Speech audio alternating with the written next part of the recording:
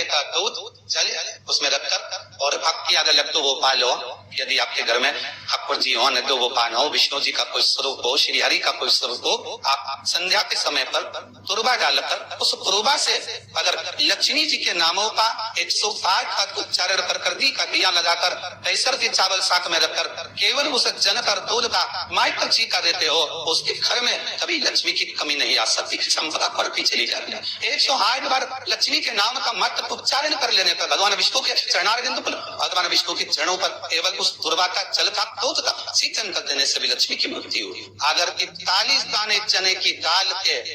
पीले कपड़े में बांध कर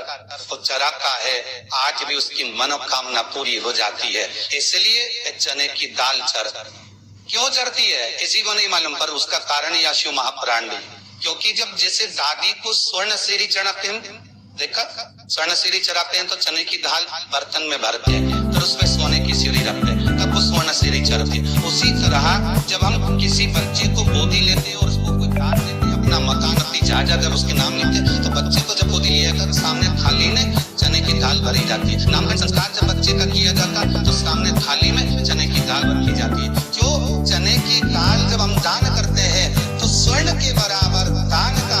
प्रॉपर्टी के बराबर दान का लाभ जीव को प्राप्त होता है। आज भी नारायण के मंदिर में 41 दाने चने की दाल के दिन पर, अब कोई 41 तो गिनता नहीं, इसकी पोटली में बांध कर ले जाता है, दिखते हैं। शिव महापुराण की कथा कहती है, बड़े ध्यान से सुनना, कभी जिंदगी में अगर मौका मिल जाए, कभी जीवन में तुम्हारे घर में गौ माता हो या कोई गौशाला हो और तुम्हें मालूम है कि ये गाय का ही दूध है, ये गौ माता का ही दूध है, तो कभी जीवन में अगर मौका मिल जाए तो कोई कह रहे कि तेरी किस्मत में सुख नहीं है, तेरी किस्मत में धक्के खाना लिखा है, तेरी किस्मत में दुख लिखा है, तेरी किस्मत में हमेशा धक्के खाना लिखा, कोई कह दे तुमको तो उसकी सुन लेना। और आखिरी में केवल बेल पत्री का ये बीच वाले भाग पर गौ माता अगर देसी गाय अगर कहीं हो,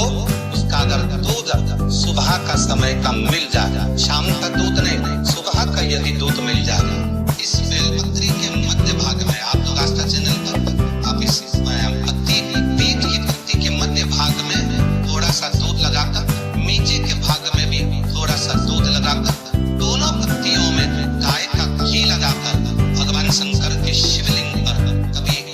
मौका मिल जाए जिंदगी में एक बार, किसी भी सोमवार की अष्टमी के दिन शिवलिंग पर अगर लगा दिया जाए, जिंदगी में दुख तुम्हारे आसपास भी नहीं भटक सकता। किस्मत में दुख लिखा है वो तो आएगा, पर दुख में भी सुख की अनुभूति होगी, आएगा तो, पर दुख भान नहीं होने। पाँव में अगर ठोकर लगी है तो थोड़ी तो चोट लगेगी, पर जूता पहने हो तो ज्यादा लगेगी क्या? जम के तो बोल रहे नहीं लगे, क्योंकि जूता